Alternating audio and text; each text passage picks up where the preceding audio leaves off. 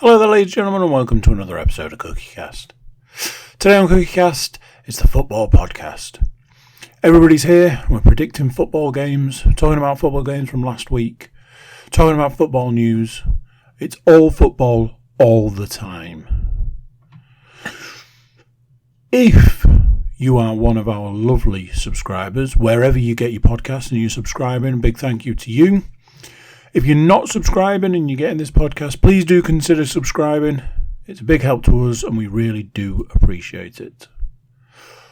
So, let's get going. Here we go. This is CookieCast, the football podcast.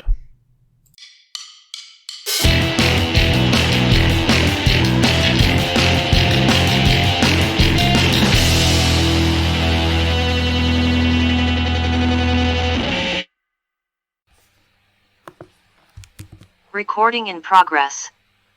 Allegedly, recording is in progress. It's certainly a lot better than it was, the other time.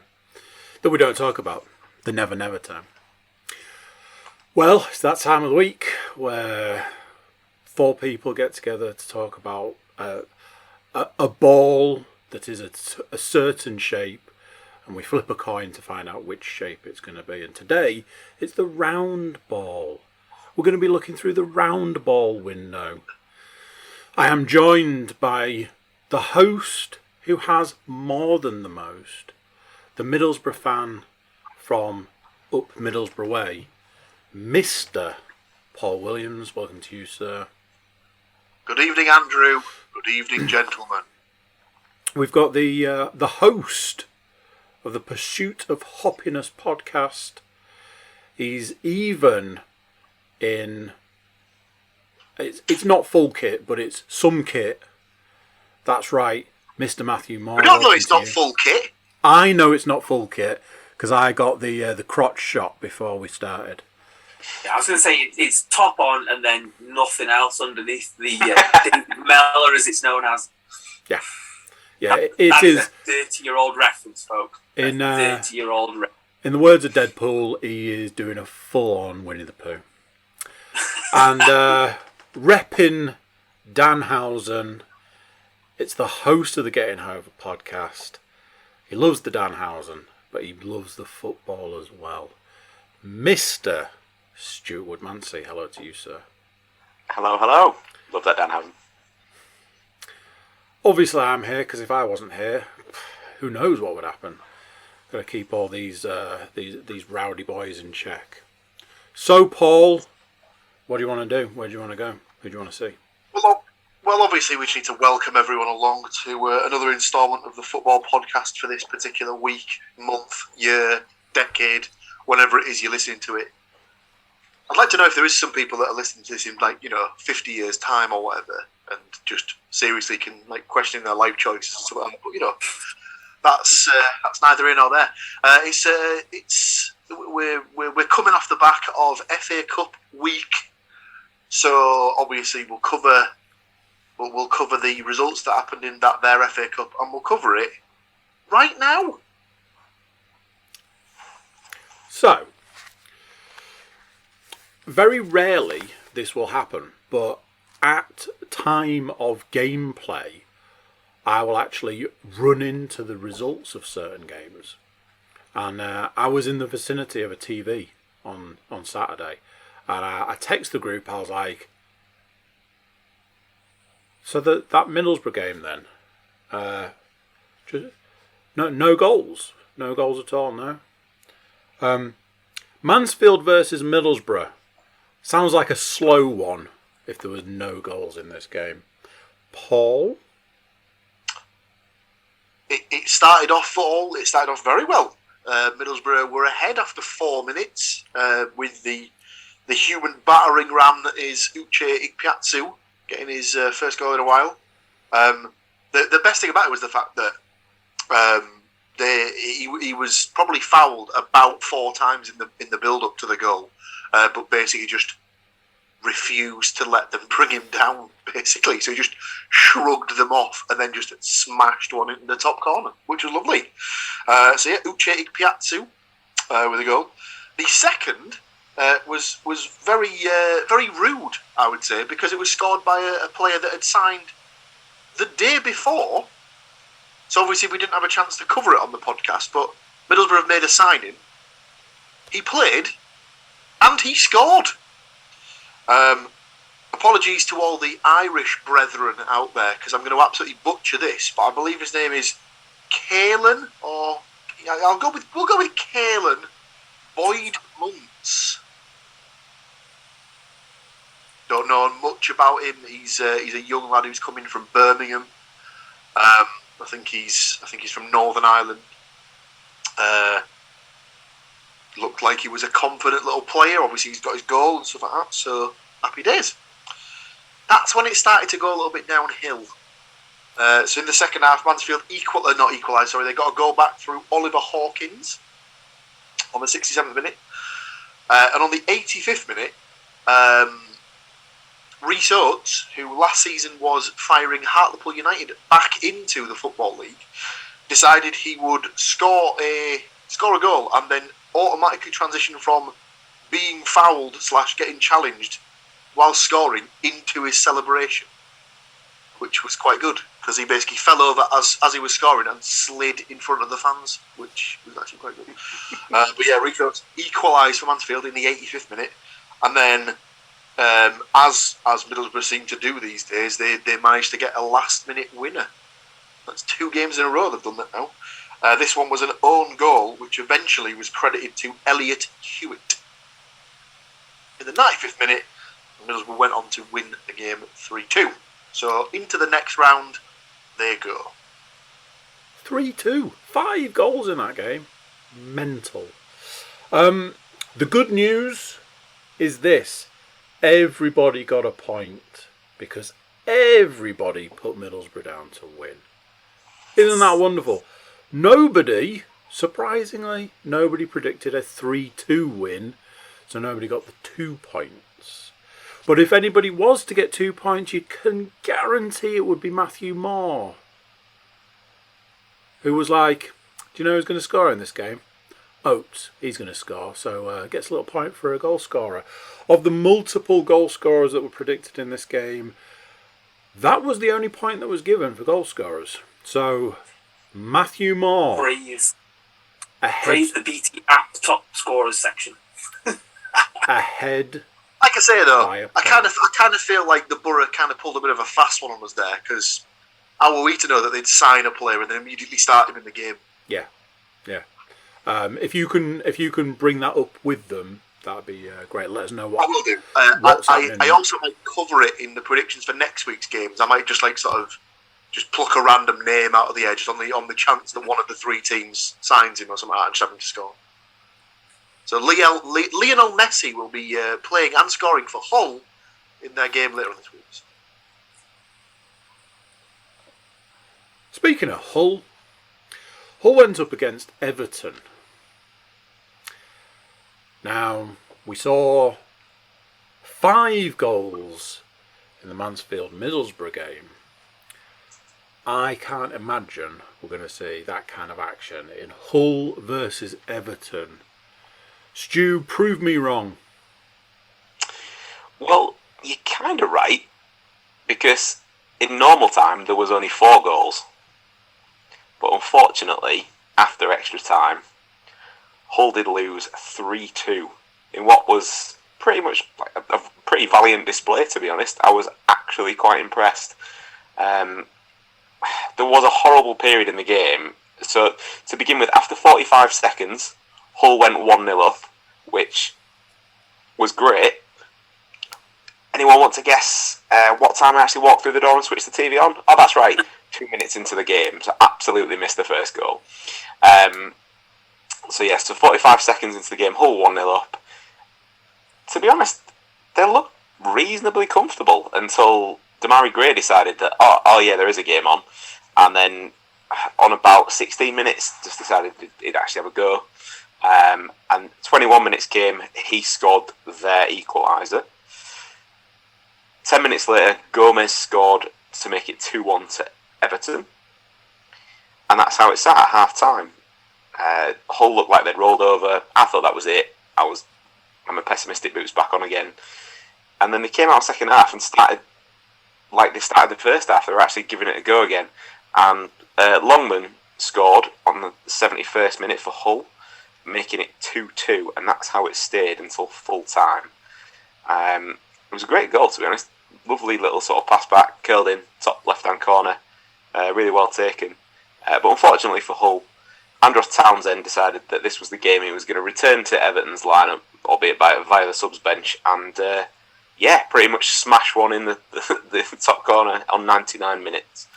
They gave a good account of themselves.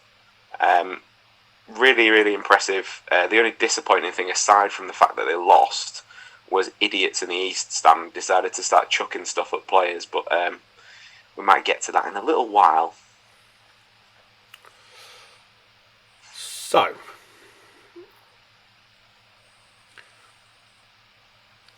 Stu, we need to talk about you back in your own team. The three of us have gathered here today to tell you that we love you, but this is an intervention, and you need to stop backing your own team, because you are the only person that didn't get a point for the scores in this game. Mr. Moore was very much like, I think I've got this one, I think I can predict it, and was just one goal off a 2-pointer. That's right, Paul, Matt and myself got points for the scores. Nobody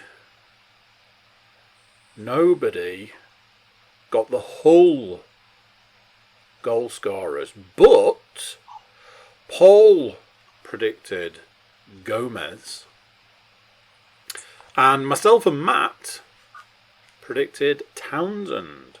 So 2 points for Paul, 2 points for Matt, 2 points for me, and we'll move on from there. Can I ask a question then about the scoring? I'm assuming that you're going after extra time on that score, because technically nobody predicted a draw. The bookies wouldn't pay out on a win for Everton on that. Just saying. As in, don't give you all points, please. We're playing fancy football rules here. Oh yeah, of course you are. I just go 100% correct, Matthew. I just go with what's written on the page, I'm afraid. I have to take 5 Up the pools, say if we're going old money. The pools. So, final game of the week is Nottingham Forest versus Arsenal. Matt? Before I start the thing, was the Mansfield-Middlesbrough game on TV? No, It was, for some reason, it was moved to being the earliest of the Saturday kickoffs at 12:15, but was not picked up for UK broadcast. However, there must be some sort of deal that gets sort of put around the world for FA Cup rights. So every game that's played from the third round onwards, I think, is broadcast somewhere. In the somewhere in the deepest depths of somewhere, they desperately wanted to watch Mansfield. Exactly.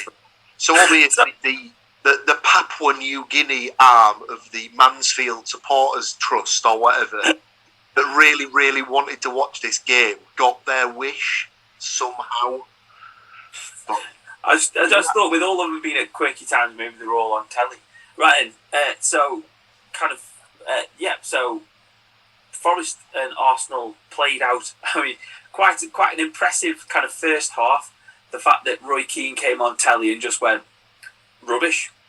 It was rubbish. They were both rubbish. You know, you're kind of like, well, that's a little bit harsh, Roy, considering one of the teams is mid-table in the Championship and the other one's pushing for the Champions League. But the first half was left a little bit to be desired. I thought, maybe Forest tinted glasses on. I thought they gave him a bit of a push and a shove, and gave him a bit of a kind of proper cup tie about them.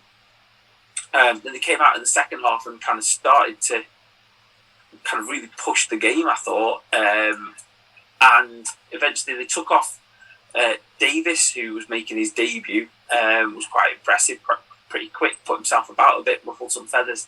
But on Lewis Graben, that in the 83rd minute, scored a typical Lewis Graben goal. The biggest surprise was that it was an absolutely pearl of a cross from Ryan Yates that was just in the corridor of uncertainty, I think they call it, and stuck it in the back of the net for, I'd say, a decent win. Not the best upset from the weekend, but I'm sure we'll discuss that. A good finish and kind of thing, and then it turns into, Forest should be getting promoted and all that kind of thing. And I've seen this happen in the past, and I'll believe it when I see it. But yeah, good finish, well played. I think we discussed Jed Spence also kind of performing really, really well, and a lot of people kind of taking notice of kind of what's been seen at Forest. He still can't defend.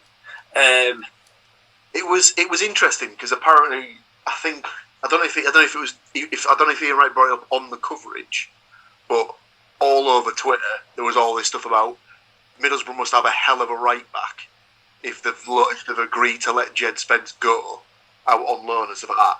So obviously all the smart ass Borough fans are like, he's just won Championship Player of the month. Actually, I think you'll find. And it was like, calm down, lads. He's having a good time at the minute. I think the best thing I've seen was that people like saying to Chris Wilder, why did you not make him come back? And he was like, basically told us he didn't want to come back. I was like, fair enough, and he was like, well, I don't want someone at the club who doesn't want to play for the club, and kind of both sides of it. You see both sides of it, and you kind of think fair enough, but it seems a bit kind of.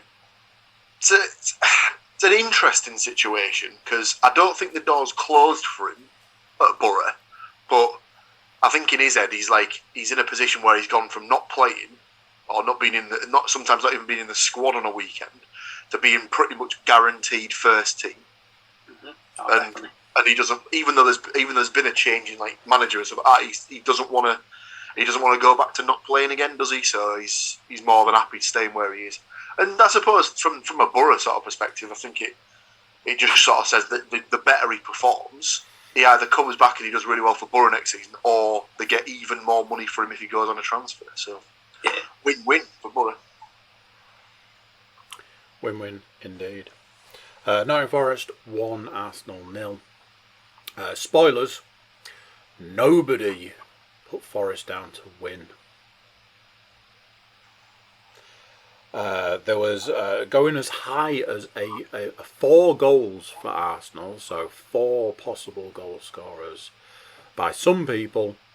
Obviously wasted when there were no Arsenal goals. I'll just quickly turn the page, but before I do, I'll just highlight one man stepped out of the darkness to say he's got to get them 60 goals. So Lewis Graben's going to score. It was me. Whee! So, me and Matt are going to fight to the death right now over Zoom because Paul, 3 points for the week. A good outing. Stu, 1 point for the week. And me and Matt tied with 4 points each. Matt, you can have first choice of weapon. So, back to you, Paul. Where are you taking us next? One final thing I will say about that Forest game was that I was driving to a friend's house at the time when it was on. On the radio coverage, they brought up the fact that after about half an hour, the Arsenal left back was taken off, and at first, like, "Ooh, he looks like he might have a bit of a knock here or something like that." No, he was just that shit that Arteta took him off and apparently had a bit of a strop on the side of the pitch, which was lovely to see. So excellent, well done. Did he take half of his kit off and run off up the tunnel? No, strange enough, he didn't leave the pitch doing star jumps. Yeah, it's weird. He did throw his gloves down to the floor in a very stroppy manner. I think something else to add on to that. Obviously, Arsenal had a one-off kit that them and Adidas have produced between them to raise awareness for knife crime, specifically in London. But I think Forest kind of piggybacked on it to say it's pretty shit in Nottingham as well, to be honest. And I think there's a problem across the country. But yeah, those shirts are not going to be sold anywhere, but they will be auctioned off. And Idris Elba was in the crowd wearing his own one as well. So yeah, it's a kind of worthy cause. Yeah. So. Yes, indeed. Just to sort of a little bit of a wrap up for FA Cup talk, obviously our three teams weren't the only teams that were involved. From a personal perspective, Hartlepool United were also involved in a third cup round tie and managed to get themselves through. They've been a bit of a cup team this season, so every time they've played a team that's been in a division higher than them, I believe they've beaten them every single time this season. So they managed to knock off Blackpool 2-1. And their reward for that was a trip to Crystal Palace in the next round. So Premier League versus League 2 tie, fingers crossed, might get picked for TV coverage and things like that. So I must admit, I'll have to apologise, Matt. I can't remember seeing who Forest got in the fourth round. But Middlesbrough against Manchester United. We got Leicester at home. Leicester City Cup holders at home, and then just to kind of add a little bit to the FA Cup kind of thing, we've all found that our favourite time of the year, which we all like. It just makes everything feel comfortable in the world of it's official. Newcastle United cannot win any trophies again this season. So just mark that. I have a group of Middlesbrough supporters that we're in a WhatsApp chat with, and I just sent them a thing that just said "Happy anniversary, lads." It's like everyone was like, "What? What?" It's like, it's that day of the year we all look forward to, the day where Newcastle's trophy drought carries on for another year. Mm-hmm. And they all enjoyed that one. That was quite good. I mean, you're also glossing over that very quickly. I mean, let's not look over the fact that they got beat by Cambridge United at Newcastle. So, with new signing Kieran Trippier making his debut.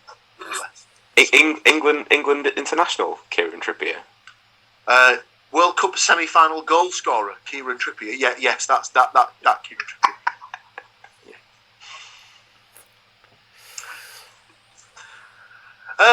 So I think what we'll do is we'll move on to next week's games, including a revised Boxing Day prediction.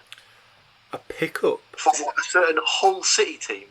What we might have to do is we might have to take a short interlude break and then continue with the festivities. You're taking your break. I'll leave that up to the boss. You're taking your break now. Interesting. That's fine. You can take a break before we get into the juiciness of next week's games. So we'll be back literally almost in an instant.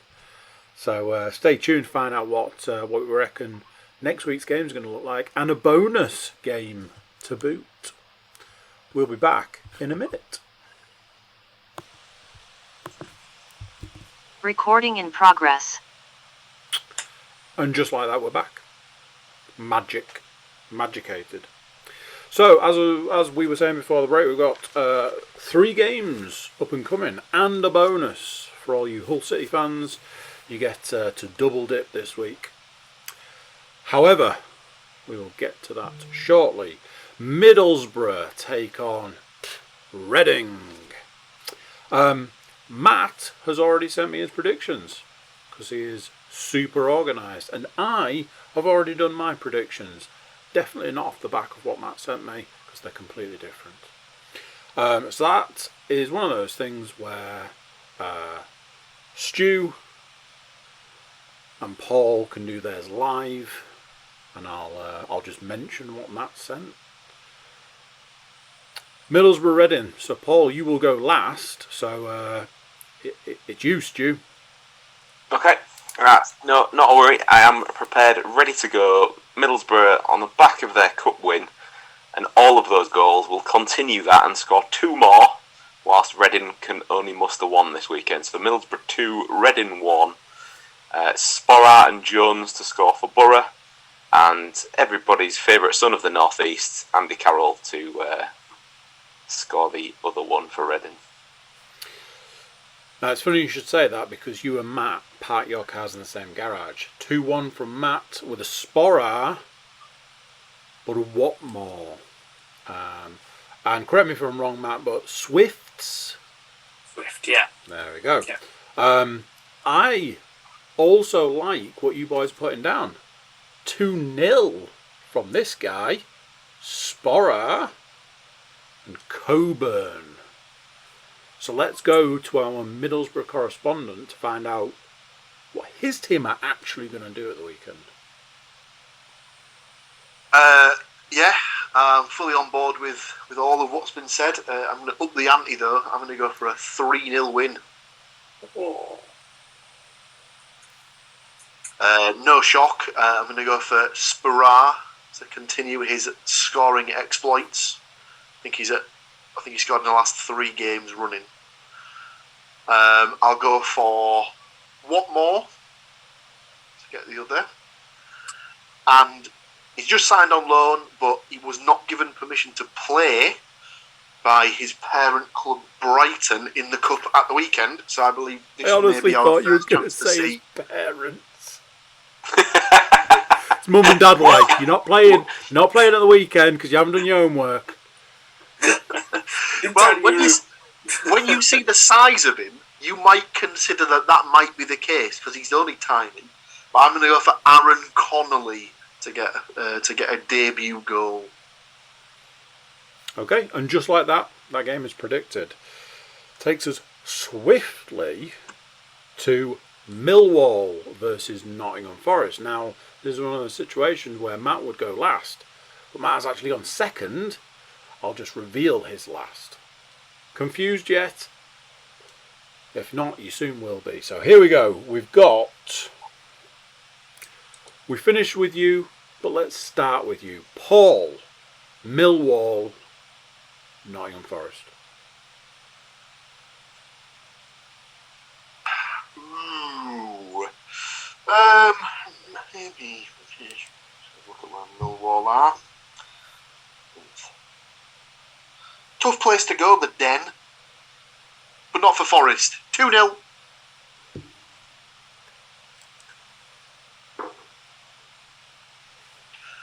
Graben and Zinkernagel. Honestly, I thought you were going to take my entire prediction there.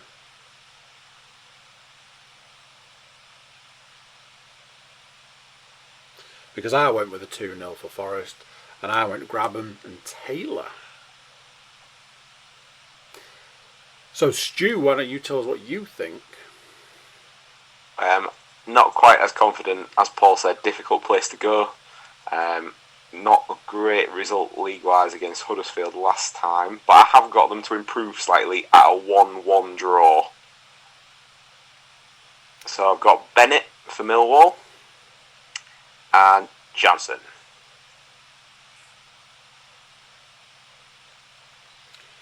Interesting. Matt's actually got his team down to be beaten in this game. 2-1 to Millwall. Bradshaw and Adobe. And like Stu, Johnson for Forest. Brings us to our first of 2 Hull City games. Hull City versus Stoke City. All the cities in one place. Stu, you'll pick last. Me and Matt are already in the book. So, Paul, you're on again. Another toughie. All the tough games apart from Borough. This is on the Sunday, isn't it? It is. Yes, it is. It's a live 12 on o'clock. TV. Yep. Live on TV.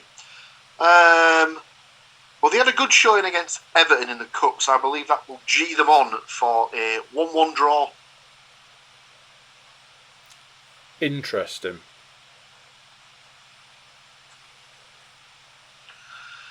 I believe the goals will be scored by the long man himself and Tyrese Campbell. The reason I say it was interesting, and what makes this even more interesting, is that Matt obviously knew the way that Stu was going to predict his team. Got in there first. He's also gone with a 1-1 draw. However, Lewis Potter and Sturridge.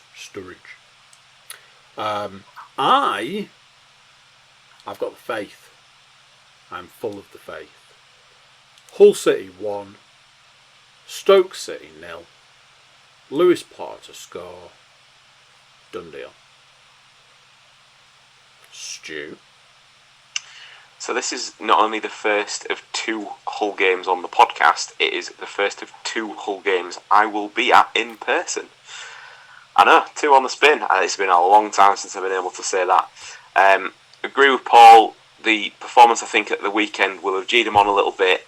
But also to the point where I've predicted them to win recently and it hasn't happened. So whilst I feel that the performance will be there, they will only lose by 1 goal this time as opposed to many more. So I'm going for Hull 0, Stoke 1.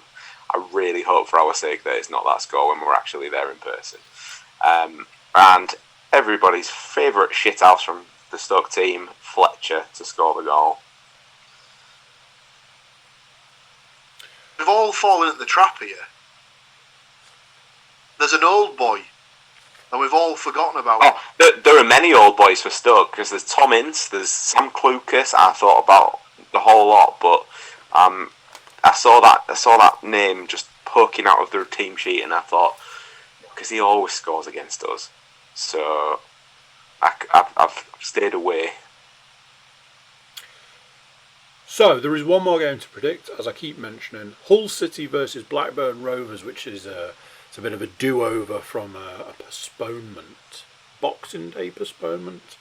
Now then, the way we're going to do this is, if you want to stick with your original prediction, which, in this instance, Matt Moore has decided to do that, I will just transfer your original prediction to this prediction.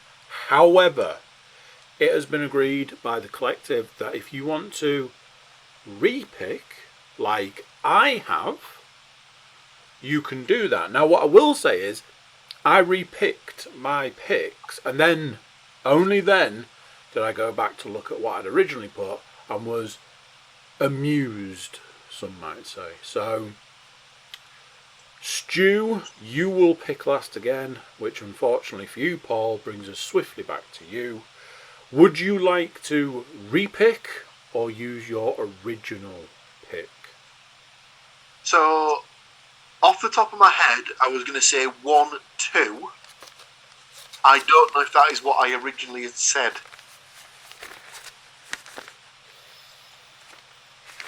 Or you're just showing off your counting.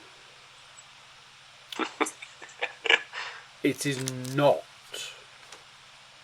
Okay. Yeah, in that case, I'll go for Hull 1, Blackburn 2. Okay. Scorers. I went for the long man before, so I'll go for the honey man in this one. Yeah, you and everyone. And then a brace for Brereton. I'm not saying his other name. Racist. Oh, miserable. Yeah, and that one. Nothing racist about it. All I'll say is... Not on his birth certificate, so... All I'll say is, like me, you nearly got your original prediction absolutely nailed on, because that's what you picked. That's almost what you picked last time. Matt has gone with Hull City 1, Blackburn Rovers 3. Honeyman, a similar pick to Mr. Williams, with a Brereton Deuces, and a Buckley. Now that's Matt's original pick, which I've just transferred over. I repicked, and I went with a Hull City 2-0 win, Wilkes, and also went with Honeyman. So Stu, it is up to you to tell us what's really going down in this game. Well, all this talk about double dipping got me thinking that I might as well just pick 2 1-0 losses in a week. To try and get that prediction train back on track, as it were. Like it. Well, I mean, it's not the predictions, is it, that get back on track, I guess. It's, us actually getting some points in the league. So I've gone for Hull 0, Blackburn 1, with Paul's favourite Chilean to score that goal. Marcelo Salas has come out of retirement. I love the fact that if you're watching on YouTube, you could just see Paul just ticking. And then, oh my god, think of a Chilean footballer! Quick! And of course, it just comes out of his mouth. So, and that is the sound of a clicking pen, which signifies the end of football game predicting. So, Paul, where are we off to next on our journey through the football world? Because it's only right to talk a little bit of this week in football, isn't it? Absolutely. Obviously, we covered in the roundup of the FA Cup games that Middlesbrough had signed yet another player in the Caelan Boyd-Murphy. I don't know if that's his name. I think I might have just shunned him off there. Apparently, there's rumours that they're close to agreeing another loan deal for an Arsenal striker by the name of Folarin Balogun. That could be arranged by, I think, tomorrow, but in theory should be done within enough time for him to be eligible to play against Reading on Saturday.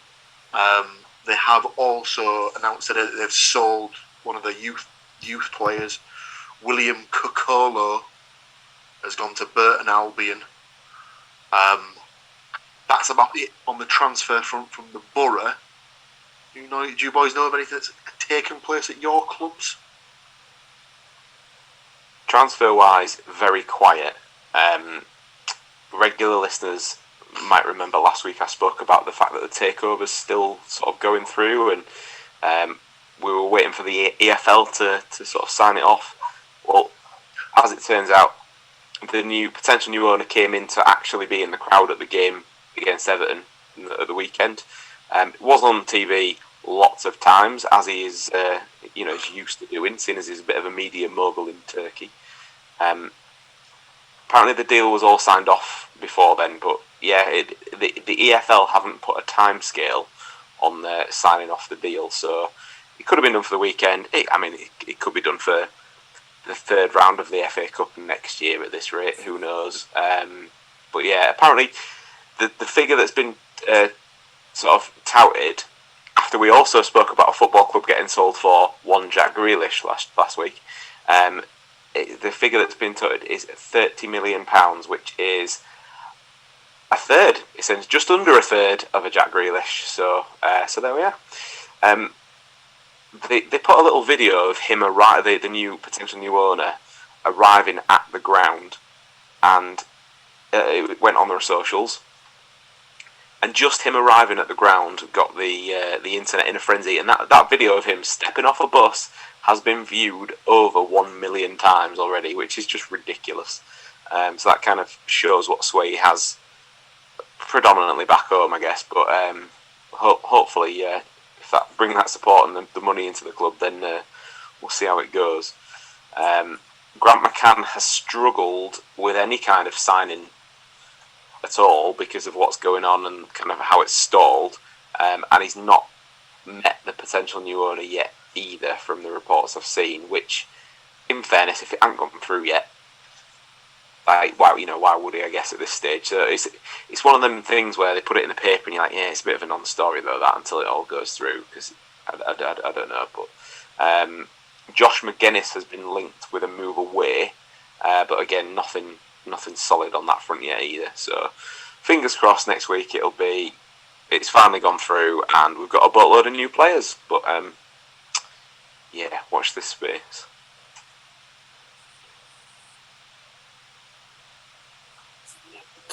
All I've got is Forest signed a Canadian fullback, Richie Loyer, or something like that, from Toronto FC, MLS signing.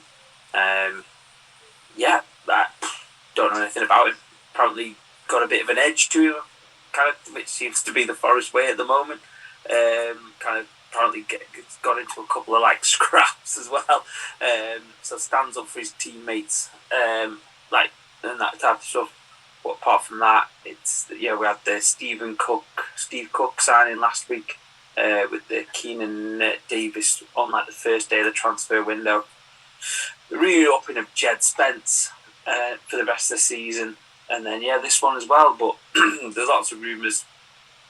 Jed Wallace keeps on coming up from our opponents this weekend. But who knows? Kind of thing. It seems to be some things can be a bit out of left field, like the fullback signing, and then some seem pretty kind of like standard, like the Jed Wallace kind of thing. I think we sent back a player that we loaned from Arsenal, OC Tutu, I think. He just arrived, immediately got injured, came back, did 20 minutes, got injured, and so Forest just kind of went, it's probably best that you go back to your parent club and get some rehab. See you later, kind of thing. So, it's a bit of a shame for the lad, because I think, he'd come to get some experience and we're probably going to get it, but just couldn't stay fit.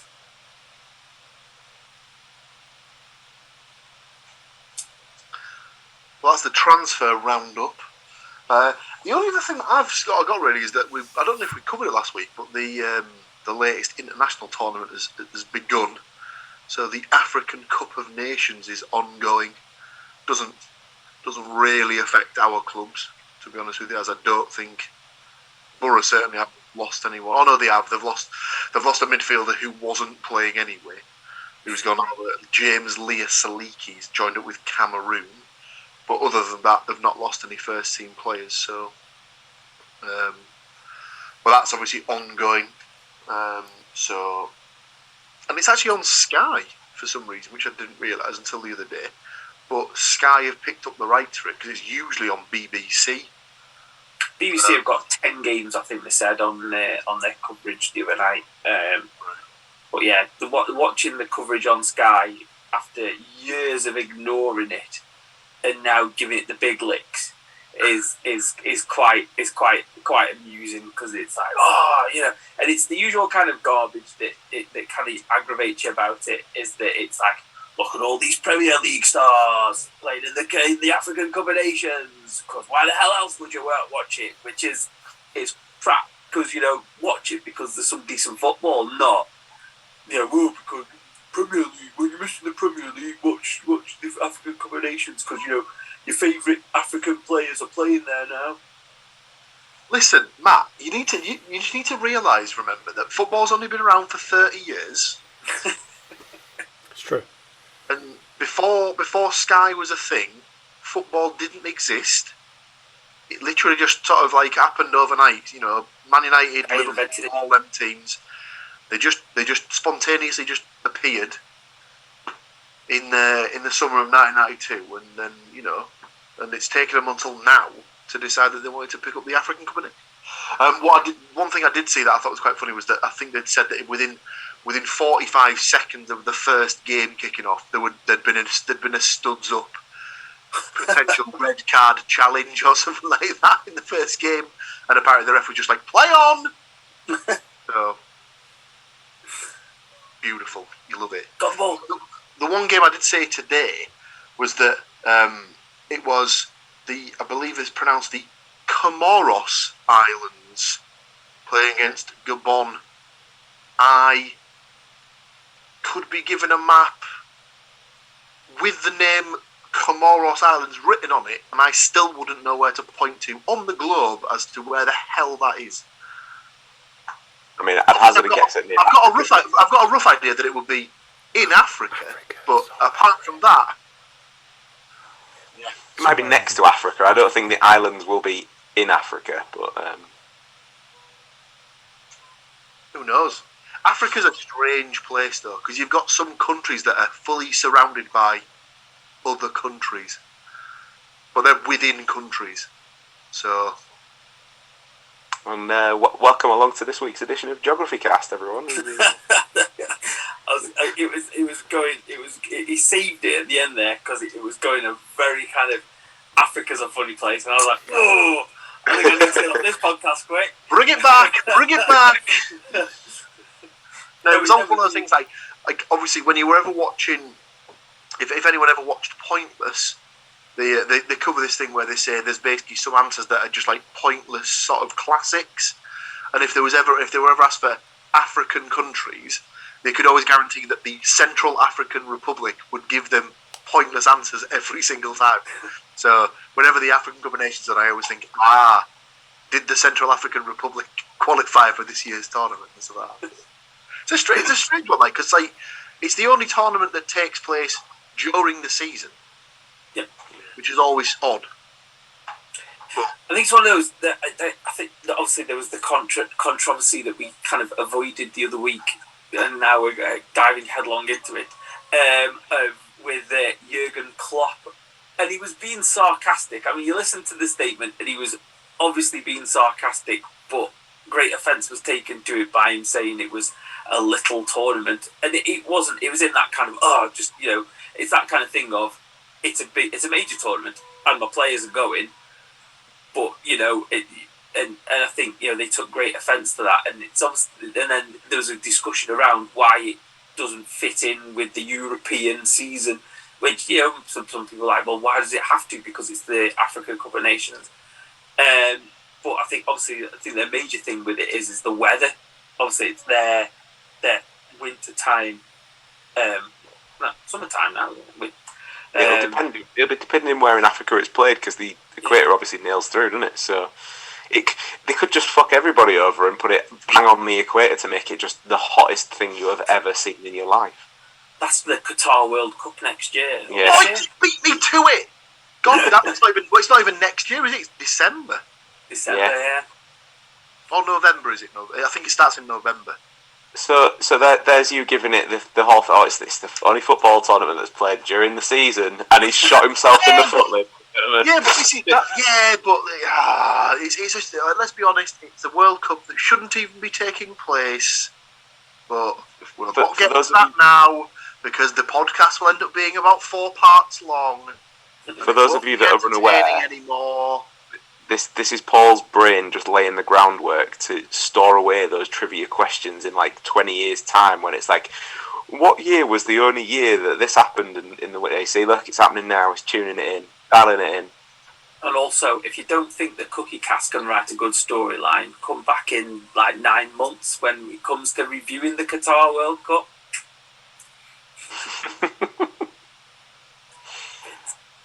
One more thing. I can't seem to find the full details of it now, but obviously last week in the League Cup, the Arsenal-Liverpool game was postponed because of a COVID outbreak in the Liverpool squad. Mm-hmm. Some rumours doing the rounds today that apparently 10 of the Liverpool squad returned false positive COVID tests. At which point they actually did the maths. Apparently it's something like you've got a 0.00007 something chance of winning the lottery. The chances of the Liverpool squad returning 10 false positive tests was something like 0.3%. So it's like, you sure you want to die on that hill, Jurgen? Because that's probably bullshit, mate. So yeah, there's rumours doing the rounds that they basically just didn't want to play the game, so said they had a COVID outbreak. Interesting stuff. That's all I've got. I do have one more thing to finish on, and for all of you newfound geography fans, you are once again in luck. I don't know if you guys have seen this, but as we've just talked about geography and COVID, this could not fit any better. So this coming weekend, Chester FC were due to face Brackley Town on Saturday at the Diva Stadium. However, the game has been postponed, kind of because of COVID and also kind of because of geography, because there is an argument as to whether the ground lies in England or in Wales. And I don't think it's an argument. I think this is an official thing. It's the only stadium that falls across 2 countries. Well, the Welsh, the thing that I'd seen was taken from BBC Sport, and it says the club said it does not feel it has reached a definitive resolution after a debate about where it lies geographically. The Welsh Government insists that as the ground lies in Wales, it is subject to its rules, but has declined to comment on the latest development. So basically, from the aerial shot, which for those of you that have the YouTubes, you might be able to see that possibly. But the yellow line is the borderline, and the ground is the actual pitch is in Wales, but seemingly the car park and all the other amenities are in England. Yeah, it's the players' entrance to the stadium is in England. So yeah, the main entrance. You enter the stadium in one country, and you are in the stadium in another country, which is ridiculous. Have you got your passport though when you go in? Way. The chairman, Andy Morris, apparently says, I get a feeling that nobody really knows what to do with the situation. It's a bit of a political football. Thought my jokes were bad. That guy, get out. Football dad joke. But I did enjoy that. I thought that was quite a fun one because again, Paul clearly knew from his Rain Man level of football knowledge. But yeah, that's all I've got as well this week. Anything else, gentlemen? Any other business? Any other news? Lots of shaking heads and no-nos. So there we go. Football done and dusted and in the bag. Last week's games sorted and next week's games predicted with a bonus. So there we go. All that's left is for me to say thank you to these gentlemen, the host with the most, and other podcast hosts for joining me and taking these lovely people through the sometimes murky waters of the football world. Join us next week. It's the same again. We'll review the games we've just predicted and talk about more games that are coming next week. Till then, it's bye from these guys. And it's bye from me. I'll see you guys later. Bye-bye. Bye. So there you go. What do you think to that? Another one done. Another week of games gone. Another week of games to come. And a bonus one. Don't we love bonuses? It's a bonus for you if you subscribe. It's a bigger bonus if you like, share and comment wherever you're getting this podcast. That way we know how much you love us and we'll love you back forever. That's it for this one. Until next time, I'm going to say bye and I'll see you then.